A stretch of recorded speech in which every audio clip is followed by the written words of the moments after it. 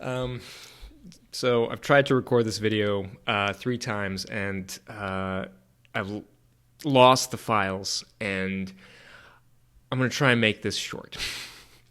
I've been really been forced to pause lately regarding what it is that I am doing around this channel, around my work, around awakening, and really looking at it more closely.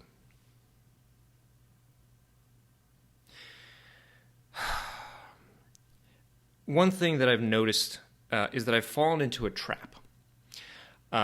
Saeed Khan, who is a teacher of consciousness that I spoke with and studied a little bit with, I interviewed with him earlier on this channel. He said that there are traps before awakening, there are traps after awakening. And I feel like I've fallen into one of those traps, which is the trap of expertise, a trap of presenting myself as knowing something about awakening.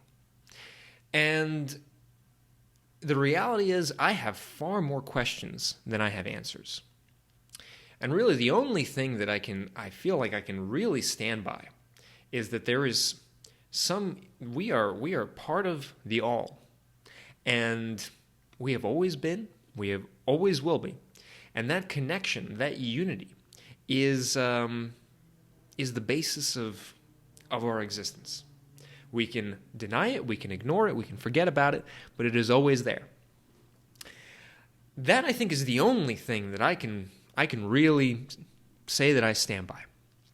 Everything else I have so many questions about.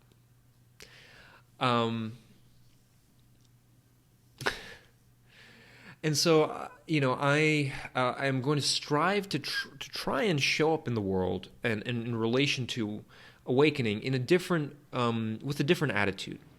I've been showing up a little bit more like a teacher, and what I really feel is honest, is to show up as a student, and really just be curious and awake and open to what is it that is actually going on.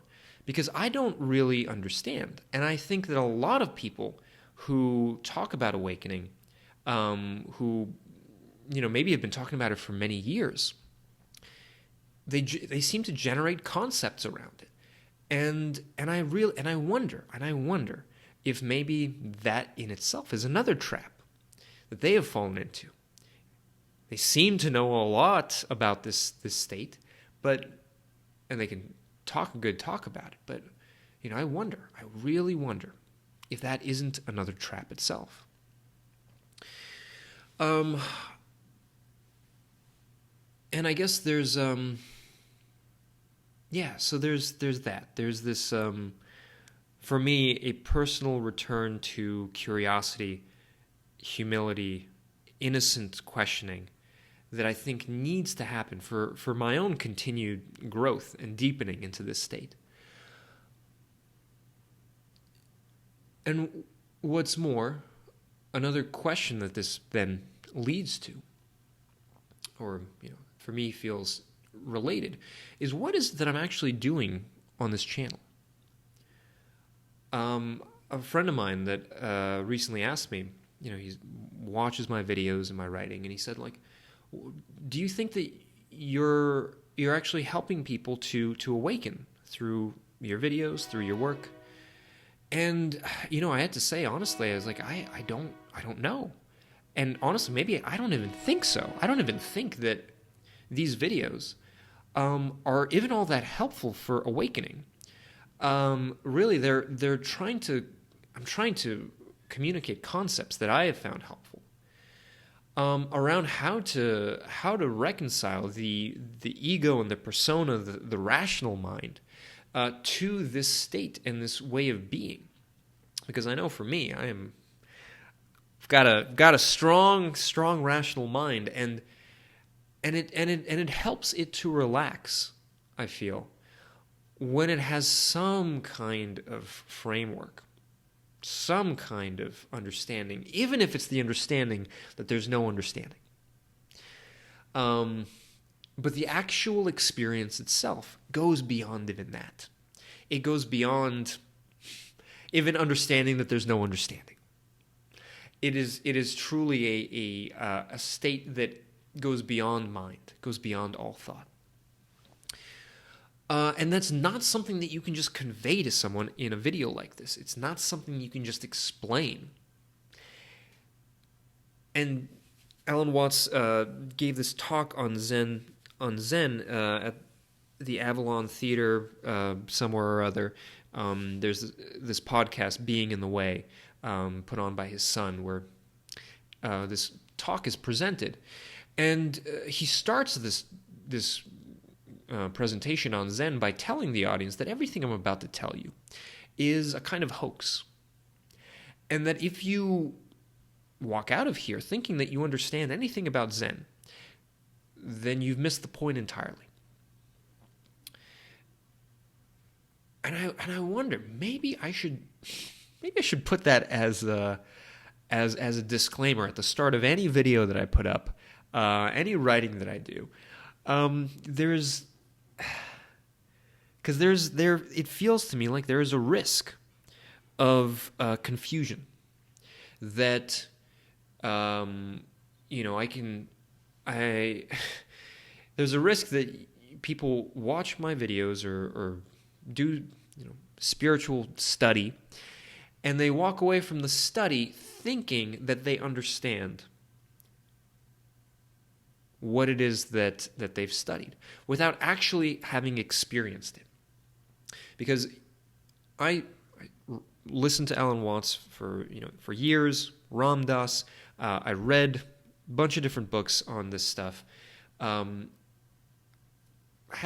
a bunch of different spiritual experiences, but it wasn't until this past summer that I actually had the experience that made everything that I've read around Buddhism, around Hinduism, even around Christianity make sense. And it was so clear and so obvious that I was just shocked and astonished that I didn't see it earlier. And it's not that, it's not that comprehension has left me, but it is, coming back into the world and to trying to integrate and live my life. There's a lot of my mind is worrying, trying to make sense of it. And I feel like a trap that we fall into is in trying to make sense of it. Chuck Sarasso, who I recently did a dialogue with, said, as soon as you grasp on to a concept, for him that was the concept of nothing matters, which from this state is true. But when he grasped onto that and he made that the point from which he lived his entire life, he found himself in a place where actually there were things in his life that were coming up, and they mattered a lot. And what he realized is that he fell into a trap of clinging to this concept as opposed to being alive and awake to what was really going on and what was really in front of him. And that's the thing. That is the place where we actually want to live from.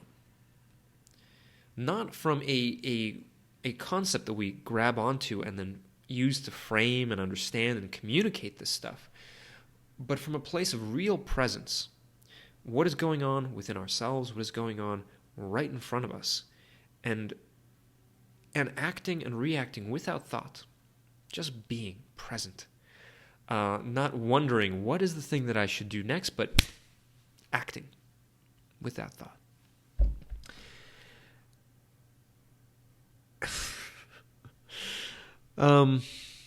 And the ironic thing is, as soon as we try to do that, we're failing because we're trying. As soon as we let go and say, fuck it, I'm not going to do it. I'm going to, turn the other way and pretend none of this matters to me. Well, you're trying in a different way, through inaction and through trying to ignore it. It's really only when we are truly attuned and present to the moment, to the now, that any of our actions make any kind of sense, that they have any kind of freedom. Otherwise, we're simply reacting to our fears, to what others expect, to what we expect of ourselves. And I've been noticing myself falling into this trap as well. Thinking of myself as well, now I'm this representative of the awakened state. And so I have to comport myself and present myself as somebody who is free and flowing and always present and awake and heart-centered. And as soon as I start trying to present myself in this way, I close up and I and I harden and I lose the lightness, I lose the spontaneity, I lose the present moment. As soon as we try to present ourselves in a certain way, we've lost it. We're playing a role. We've put on a mask, as opposed to really being honest and genuine and true with everyone else, but also with ourselves about what is it, who is it that we actually are, and what is it that we're experiencing, really, honestly, truly.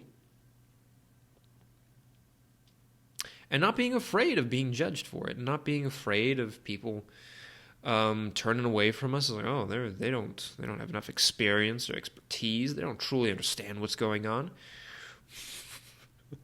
Well, yeah, I don't. And the funny thing is, I don't think anybody does. And I don't know that for certain, but it's a hunch. That's a hunch that I have. And I don't think anybody really knows. So all this is just to say, I'm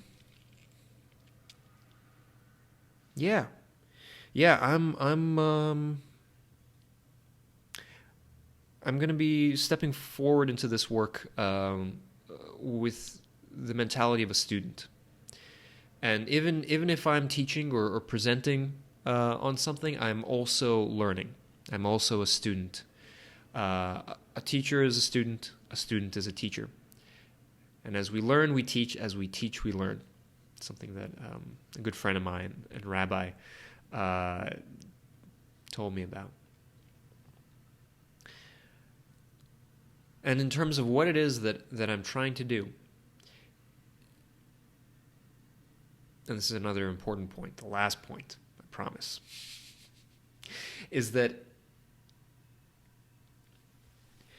I need to be really careful about falling into a different trap of thinking that awakening other people is really the thing that I have to be doing. The best good that could possibly happen is that for the world to awaken, for hundreds and millions of people to wake up, to believe that and to think that and to cling to it becomes itself a trap.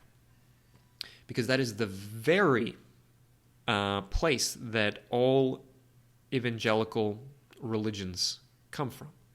And not even, I'm not even talking about Christianity. And Buddhism can fall into the same thing. Hinduism as well. This tendency to try and awaken others, to bring people to a state of whatever it might be.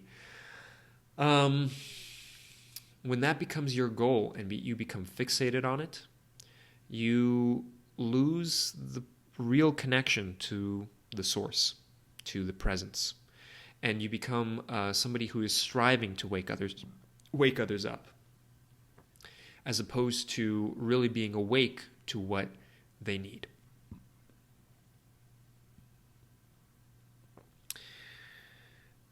And so, maybe the thing that I'm doing here, as Alan Watts described himself, Maybe I'm doing some philosophical entertaining. Alan Watts described himself not as a Zen master, not as an academic, but as a philosophical entertainer. And when I first heard that, I thought that he was pulling my leg or selling himself short, or I don't know. I didn't like that description. But the more I've sat with it, the more I've realized that he has a point. Because if the world truly is perfect, if you are truly in tune with the perfection that reigns at every single moment, then there's nothing that you need to do. There's nothing that you can add to the world. There's nothing that you can take away. And there's nothing that you have to do. And so what do you do in that state? You have fun. You play. You laugh. You entertain yourself. You entertain others. You love. You cry. You dance in ecstasy and joy. You live. And if you're not afraid to be a human being, then you're free. You're truly free. So, I will continue to make these videos because I'm having a great time. I love doing this, and I hope you are enjoying it as well. I hope you don't take it too seriously. And with that, I'll see you in the next video. Have some fun today.